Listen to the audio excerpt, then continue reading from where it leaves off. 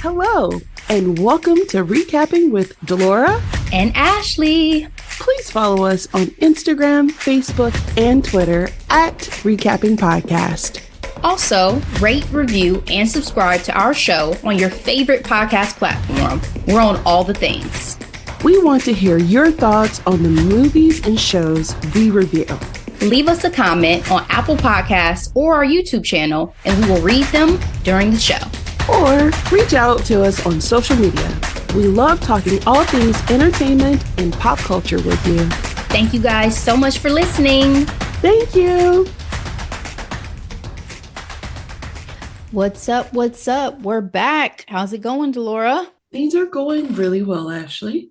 How about you? I'm great. We are officially at the first day and start of the second annual Dayton Black Women's Film Festival. So excited. Yeah. I'm so excited. The time has come. I'm so glad that we are able to participate in it this year. Last year, we had the wonderful opportunity to interview Angelina, and we did an in conversation post, the very first one. And now we're part of it, and it's going to be great. Yes, yes. And guys, thank you for joining us for another episode. We've talked about this throughout the month. We've had 3 wonderful in conversations with Black female filmmakers who will be a part of this, in conversation with Selena Burks-Rensler, Kayla Ware, and Aisha Ford. So if you guys have not checked those out, please do. But just in case you have not gotten a ticket, please know that tickets are still available to get even today and will be, I believe, throughout the festival days. But let me just give you a quick rundown of the schedule in case you're not aware. The festival kicks off today, the day this episode comes out, which is Thursday, May 15th. There will be a cocktail hour at 6:30 at the Neon Patio, and then there will be the opening Dayton premiere of the film Seeds by Brittany Shine at 7:30. Following that, Delora and I will be moderating the Q&A with the filmmaker. So stick around following the film, get a few questions in, be ready to go. We're excited to chat with Brittany. On Friday, the 16th, there are 2 workshops that will be hosted at the downtown Dayton Library starting at 4 o'clock. There's a screenwriting workshop with Selena Burks-Rensler, and there's a directing workshop with Kayla Ware. And then Saturday, May 17th, there is a networking brunch at the Neon starting at 10 a.m., followed by a shorts program spotlighting Wright State University motion picture production students, as well as the Dayton premiere of Brownies, directed by Aisha Ford, and the presentation of the Marva Mitchell, let me put some respect on her name, the Dr. Marva Mitchell Garden of Dreams Scholarship. The festival will wrap up on Sunday, May 18th at 5 p.m. for awards night and special presentations. The Bloom Award being given to Kayla Ware, the Gardenia Award being given to Selena, along with the 20th anniversary screening of her film Saving Jackie, and then wrapping it all up with the 25th anniversary screening of Love and Basketball. So there you go, guys. Full schedule breakdown. Epic 4 days celebrating Black women in cinema. This is fantastic. Absolutely. We look forward to seeing you guys there because we will be there Thursday, Saturday, and Sunday. So come see us. Yes. We will have a table set up. Can't wait. All right, Delora, let's move into our headlines and hot topics for the week. We are going to start with some TV news. Creed universe is expanding. The TV series Delphi has been ordered by Amazon, with Michael B. Jordan set to executive produce. Apparently, this has been in the works for a while. And they have ordered a first season with, of course, Michael B. Jordan attached, as well as Marco Ramirez, who will serve as the showrunner. And this series will focus on young boxers at the Delphi gym from the Rocky and Creed movies. Is this a series that you're going to tune into? If it's good, I'll watch it. You know what I mean? I did enjoy the Creed movies. Michael B. Jordan is coming off of I don't even want to call it wave because it is canon now, and I'm referring to Sinners, right? Mm-hmm. So, I'm really excited for this. I'm excited for him in particular because he's getting a chance to do the behind the scenes aspect of his career, which honestly has more longevity than, him putting in work being twins in the film. So I love it. I'm happy for him. If it looks good, I'll watch it. Do I gravitate towards boxing? I do not. So, we'll see. How about you? I'm definitely going to check it out. I watched all the Creeds, even when it started getting rough and I was very concerned for his life. I still stuck with it. I actually thought the last film was possibly my favorite of the sequels that came from the Rocky franchise and from this. So I'm looking forward to it. I'm curious to see what they'll do with kind of this, I guess, next generation of boxers and who the actors will be that they'll tap to kind of fill those roles. So I'm definitely curious and I'll definitely check it out. Michael B. Jordan said that the series takes us back to where it all began, and what he loves about the story is it's going to stay true to what the Rocky and Creed franchise is all about: hard work, determination, fighting for something bigger than yourself. It's about family, the ones we're born into and the ones that we created. We're building something special here, and I'm excited to introduce you to new fighters that will walk into the Delphi. So, again, I think it's really going to come down to this cast and how much we invest and care about them and their journey. I agree. And I think this is a natural progression to, continue this universe focusing on other fighters Short shelf life in because, that career. well, it does, yeah. But I would also say, with him being executive producer, his company has the rights to a very famous fantasy series that's out right now, Fourth Wing. And I think that's a huge, huge get.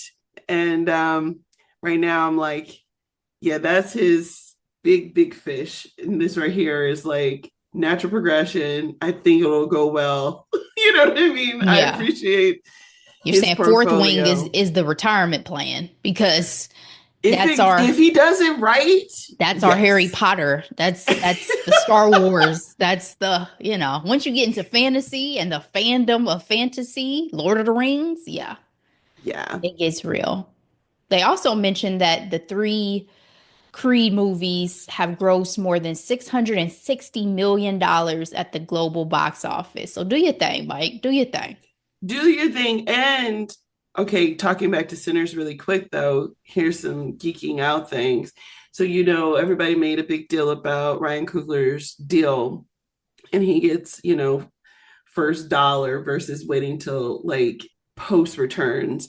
Well, when it comes to the Harry Potters and other major franchises, I guess the studios would do some creative math and make it to where the films weren't quote unquote profitable. And so the people who have those contracts of getting the money and, post profit, they never see those dollars. And so with this fourth wing situation, we'll see what that looks like. But you mentioned Harry Potter, and I'm like, to find out that film, that series was quote unquote never profitable is sinister. Like Yeah. it's a crime. What do you Yeah, mean? that's So ridiculous. All right. Well, it is graduation season, and I just wanted to highlight two celebs, two faves, who have received honorary degrees.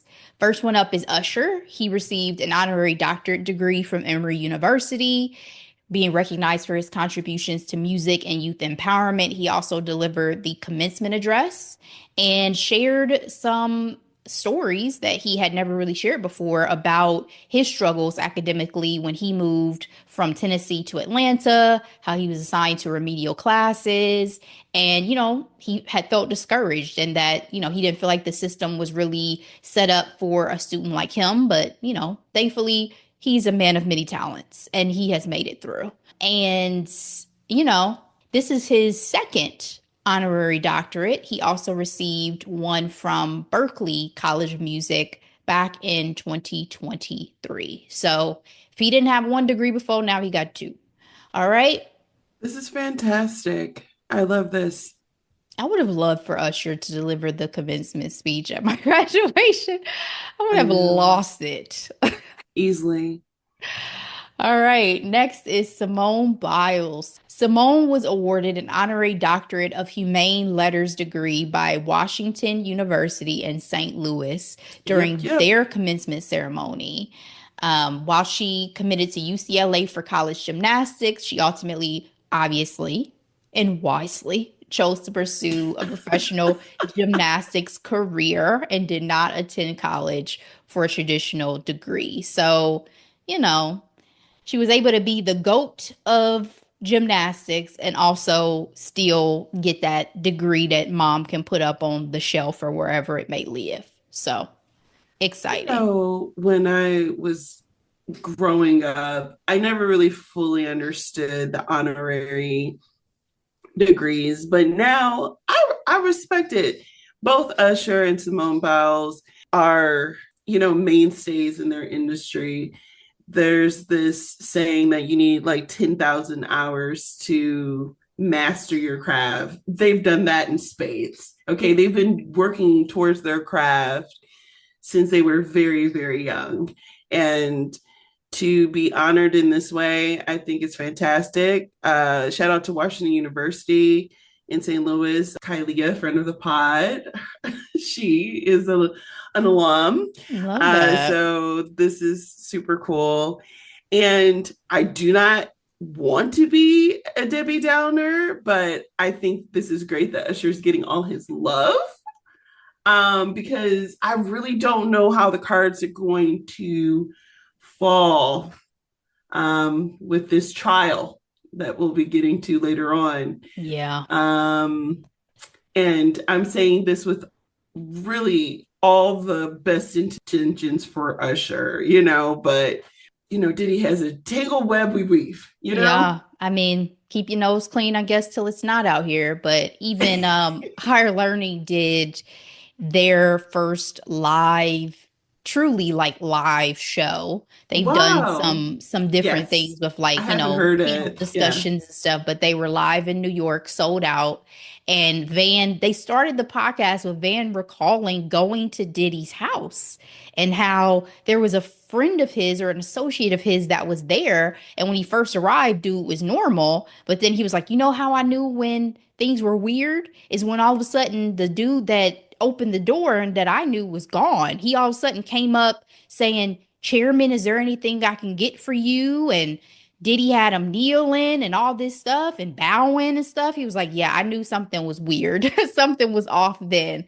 And I just the life and the world of these celebrities is something we may never fully understand unless we lived it. But Diddy sounds like he was on a whole nother planet with Yeah. the things that he did, even outside of abuse, right? Even And he got outside of away abuse. with it for a very long time. Yes, he did. Even I was reading an old article from Essence when him and Kim were on the cover, and I Yeah. know I must have read this interview at some point, but he was basically talking about how he got with Jennifer Lopez to like prove a point to Kim because Kim wasn't like kissing his ass the way he's used to.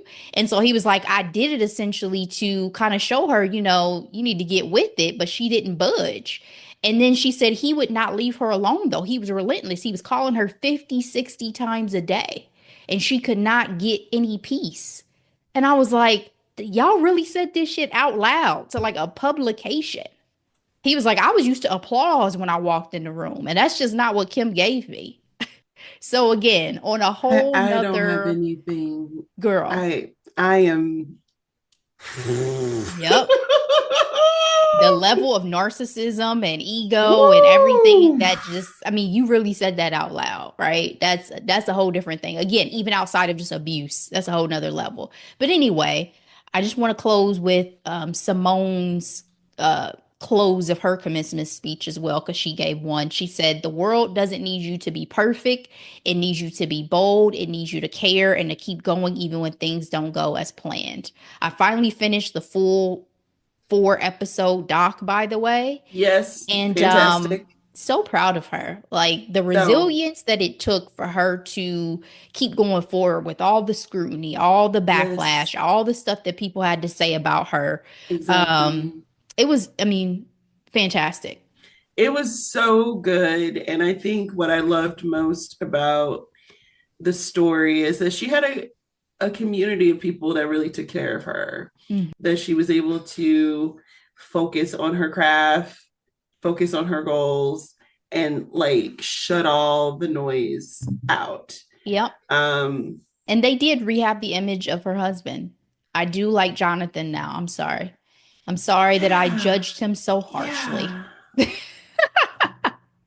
yeah.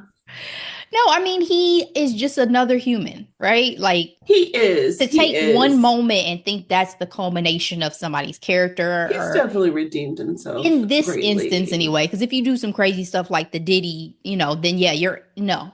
But in Yeah. Jonathan's case, all he did was go on a podcast and say some nonsense, and we all just have Talk to some move on. smack, Yeah, but we all just it's, have to move on because he's been yeah. super supportive He in has. throughout the documentary. Paris, Yeah, super they were at the supportive. Derby. She was like so irritable that one morning, like right before, and he was just trying to be Yeah, so sweet to her. And she was like, "My mom tells me I'm mean on meet days." He was like, "No, you're just focused." I was like, "Thank you for the understanding." One professional athlete to another, you know how it is. I'm just in the zone. Stop talking to me. Let me right, focus. right. And she's the sweetest little person. Though. So to see her like irritable, I like was chuckling because I'm like, Yeah, Simone, yeah, only on this day are you like this. She's such a sweetheart. yes. All right, let's move on to our next headline. Tory Lanez has been injured in prison. He was stabbed 14 times by a fellow inmate who is serving a life sentence for murder. I'm looking at a LA Times article. This happened on Monday in the morning at the California Correctional Institute that he is at. Tory Lanez is currently serving a 10-year sentence for shooting Meg Thee Stallion back in 2020. He was transported to a medical facility for treatment, and currently it's reported that his condition is fair. Um, I guess it's not shocking when someone is assaulted in prison, but it still felt shocking when I first saw the headline because for some reason, I'm thinking he's like at a lower level security prison. I mean, not Martha Stewart necessarily, but I'm just thinking like, oh, he's probably not with the big time offenders. So I guess I didn't follow enough to know where he was or what was going on. So it was a little shocking to me to hear that, you know, he had been seriously assaulted. What were your thoughts? What I'm doing on Sunday. Like, what am I doing on Sunday? So, the first half of the day, my daughter got something going on. The second half is the final day of the Dayton Black Women Film Festival. That's I saw that news and I kept scrolling. I was Mm, just like, you this said is it's what none of my happens business. to felons. I mean, Tried what and am I gonna do with convicted. this information? What am I gonna do with it? And one of my favorite responses is like, oh, just pretty much just regurgitating all the questions that people had about Meg Thee Stallion. Did he really get shakes? Yeah, y'all are And crazy. so, you know what I mean? Like, now, is that the nice thing to do? Of course not. No, we don't wish death upon people. We do not know.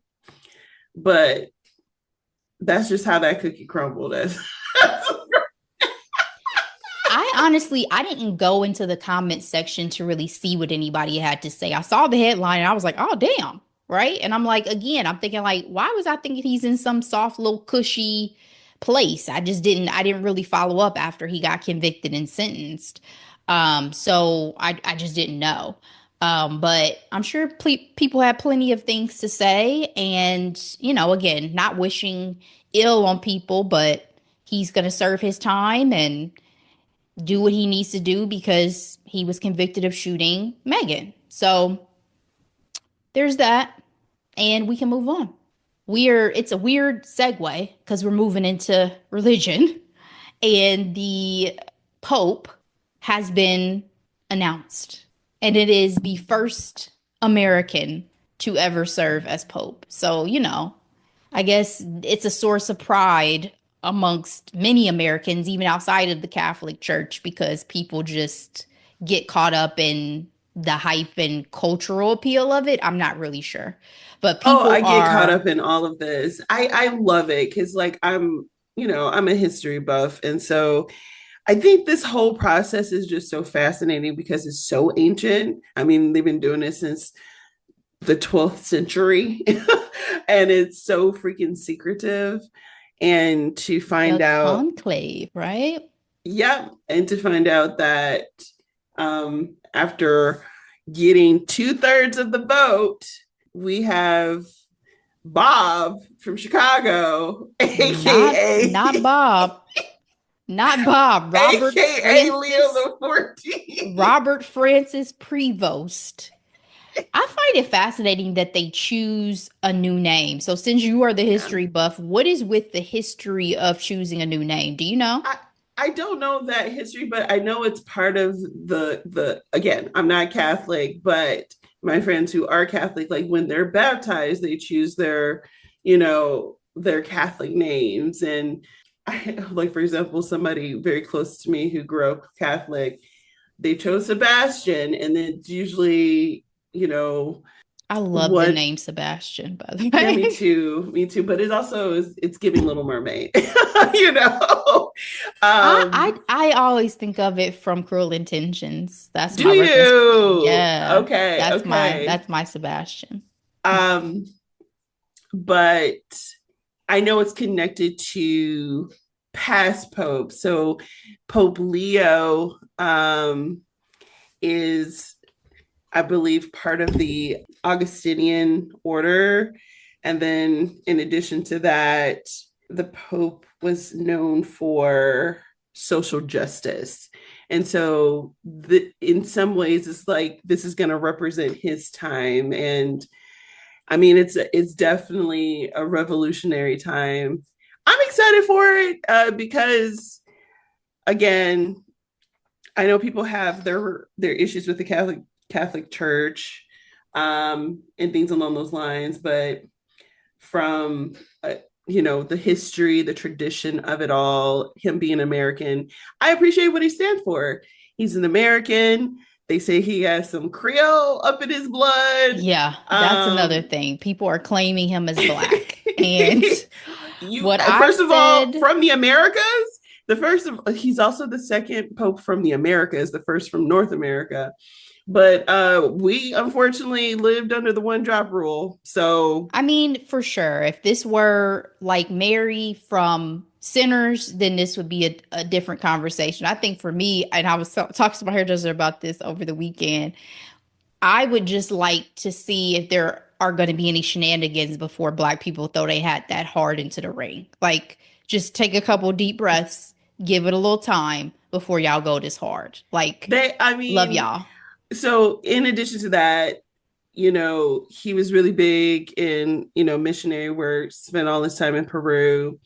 And the fact that he knows like five languages, I just find all that type of stuff like just very interesting. And I can respect him as a person.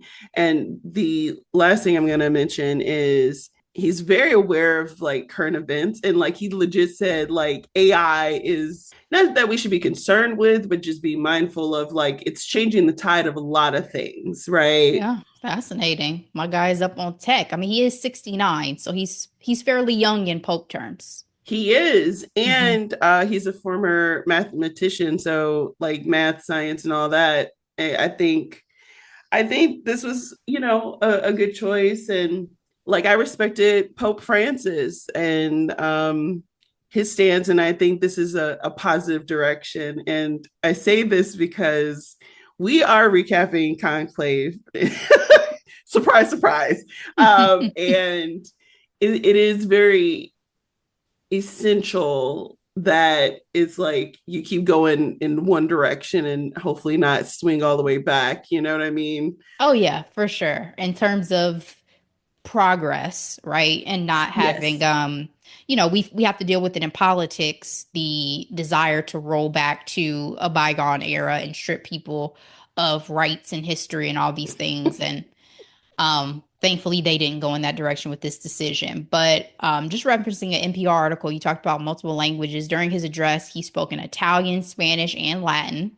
All right, my guy. His Work. opening words were peace be with all of you. And he said that he wanted his message of peace to enter your hearts, reach your families, and all people wherever they are.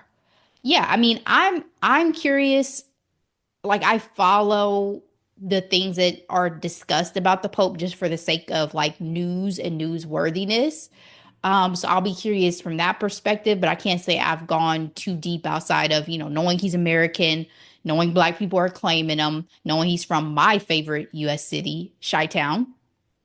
And just curious to see, from Catholics and from the world, the direction that, his leadership kind of takes things in because, the Roman Catholic Church is still powerful entity, if They people still call are it the Roman Catholic Church, but so much so that the MAGA people were upset.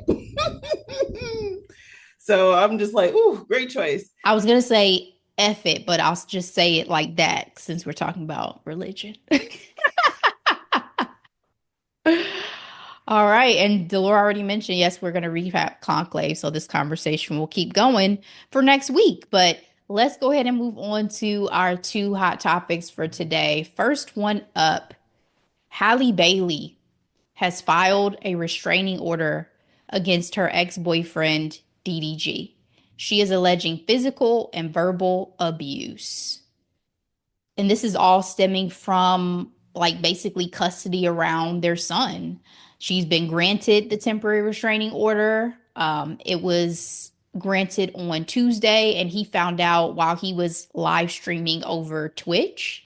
The restraining order requires him to remain more than 100 yards away from her and their son at all times. She mentioned that there was an incident that happened where he basically assaulted her.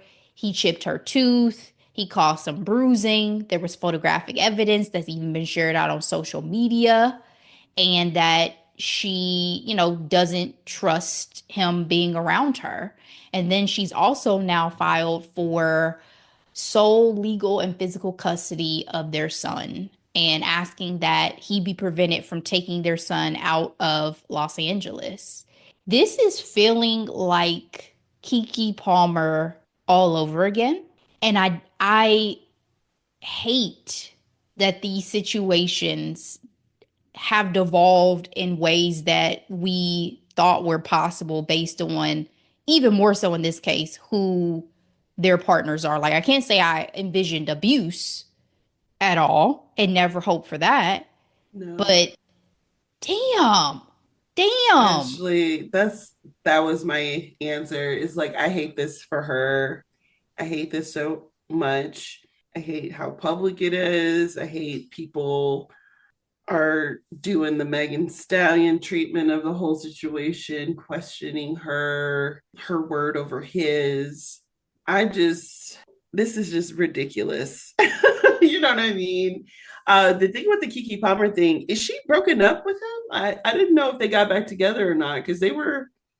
To my understanding, they are not back together. She recently released a song sharing her Yes, she version did. of what happened. Was this? And She said that was her confessions, that right? was her confession, and that they were already broken up before the Usher Yes, concert that is true. that broke Yep, the I remember internet. that now. Mm-hmm. Yeah. I hate this just because she's a star. She's a movie star. She has projects coming up, very exciting projects, and I don't want something like this type of drama to hinder her star power. You know what I mean? I mean, she still is human, and so I hate this. And again, for the people who are like doubting her, I'm like, judges don't grant restraining orders without proof if you were looking for some. Like, you know what I mean? So let's be realistic Yes. here. Yeah, and the fact that his mother is now trying to chime in again, that's when I started feeling the Kiki vibes because I'm like, remember when it became his family versus her Yep. family? Yep. And I just hate to see it. Like, these are young, successful, Yes. talented, beautiful Black women that we have seen grow up and we've Exactly. rooted for. And I hate that the choices of partner is causing such strife, especially when there are children involved. I don't remember her whole name, but Emma, she's the CEO of Good American. I think she has her hand in Skims too. She's a black lady businesswoman that the Kardashians be hanging around. And She's out there. She actually just started her own podcast. correct. And she's been doing other people's podcasts to promote her new podcast. But she said something that I 100%, 1000% agree is like your choice of partner is paramount, like to your success. The Like, most important decision you will make in your life, so they say. and it's real. And when she says like life partner, it's like not only in love, but in parenting, if you choose to do that, um, in supporting your career and vice versa. Like, it's so true. And it's like to prevent things like this, right? Mm-hmm. Ugh, Because it was already a big deal when she got pregnant so young. I hate being Um, right. I I hate know, being I right know, I about stuff know, like this. I know. Like we were And side eyeing this man from the from beginning. day one, Damn it. Mm. what you said. But people have to live their lives. You Even know, Michelle Obama was on another podcast again talking about being a parent, seeing your kids. Granted, these people aren't our kids, but just being, the older they feel cousins. like You our know what I kids. mean? The older cousins, soon to be aunties, I guess, where it's like you see the wall and you want to tell them about that wall they about to hit, but she's like, sometimes you got to let them hit that wall because Yeah. they have to build their own confidence, their own resiliency. And Um, obviously, children are a blessing. So it's not to wish that they no, had not no, gone down the thank you. path they had to go down for sure. But what I wish for them, Delora, is Yes, Sierra's prayer. that I part. wish for them to Get move you on from their at future two. to Yep, their here we go. Russell. Yep. That's Love my you wish. down. Love you down. Making the Absolutely. baby daddy pissed off. Absolutely. 10 toes, baby. We'll see what happens, man. Wishing the best. Wishing the best. All right. Let's wrap up our hot topics with this continued Diddy trial. Cassie has been testifying over the last couple of days.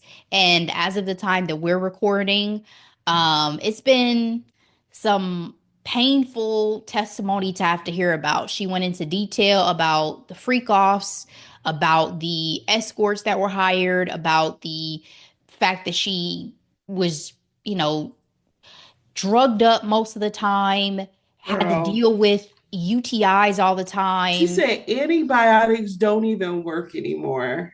She would complain, she would have to recover, nothing would change. She was also abused during these times, right? Urinated on her, just so much that came out. And they have tried to bar her husband from being in the courtroom for the testimony, claiming that it's because they may call him as a witness, but really it's about Bullshit. trying to It's remove her Diddy. support system from Yes. her. That's And abusive. That is abusive yeah, behavior right blatantly in our faces. especially because he has his whole family who are going to each of Exactly. these days. Evil. Evil. And every time I see that man leaving the courtroom, I'm like, girl, I good for haven't seen you. him. I've only seen. Oh, you're talking about Alex. I'm like, I've only Yes. seen the drawings. Okay. No, I'm talking about Alex. Good for you. Mm-hmm. Mm-hmm. Must be very difficult to be his children and really be sitting through Girl, all of this testimony. it's explicit. Yeah. But my heart goes out to Cassie. Like, I knew when we had talked about the fact that she was going to be testifying, this woman is very, very pregnant right now. This is a lot of Yes. stress and a lot of trauma to relive. And like, my heart goes out to her and her Same. family, her husband, her child, her children. You know, this is a lot to have to deal with. And like I said, It is. it's frustrating to me because I don't want him to get off. I don't I don't want Girl. this to be spun and manipulated after all is said and done. But I'm sorry, you were gonna say? Yeah. I mean, she's ready to pop. And the fact that she is sitting, I mean, 8 hours retelling legit trauma. And she has to do this again for the defense tomorrow. I mean, well, today when the episode drops, that's a lot. Yeah. And I'm glad she found her voice because honestly, I don't know how she escaped. I mean, we know how, but you know what I mean. She was stuck. The fact that she said that they would do these freak offs 4 times a week from 2007 to I think it was like 20 18. 13 or 2018. Yeah. That sounds like sexual slavery. I mean, that's what, he's It really is. charged with trafficking.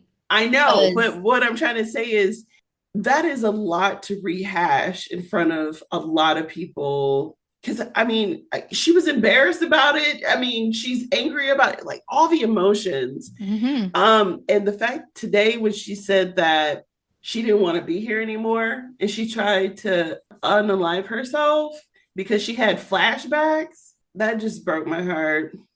Absolutely. Absolutely. I I'm really actually hoping this some this things case stick. is crazy. Yeah. Like I'm gonna I need know some things leading to up to stick. it, leading up to it, I'm like, oh, they picked their jury. I'm like, is this gonna be a big deal? It's like, hold my beer. Yeah. Hold my I mean, beer. I don't know how closely I'm gonna follow every single thing. I really wanted to hear what Cassie was gonna say specifically. I'm not Yes, sure if I'm gonna follow every day, every testimony the way that some right. people are. I think there's Like, only so much that I want to digest.